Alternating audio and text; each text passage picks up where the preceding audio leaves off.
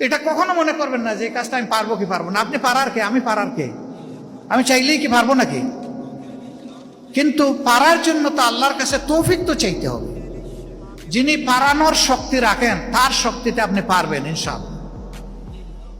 দুনিয়ায় বহু মানুষ 90 বছর বয়সে দুনিয়ায় কাঁপুনি ধরাই দিচ্ছে, এরকম মানুষ আসে না আমাদের এই যুগে? আমরা দেখছি না? তাইলে নিজেকে কেউ দুর্বল ভাববেন না। এই জন্য পাহাড়কে সমতল বানাতে হবে বিপ্লবীদের ইনশাআল্লাহ।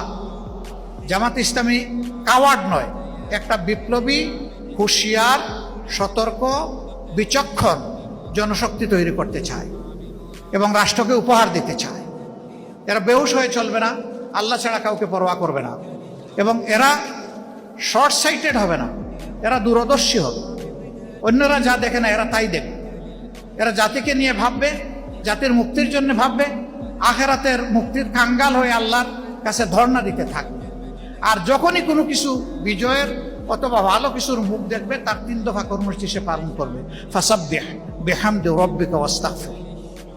সে আল্লাহর পবিত্রতা বয়ান করবে, আল্লাহর প্রশংসা করবে এবং ইস্তেগফার করবে নিজের ভুল ত্রুটির জন্য আল্লাহর দরবারে।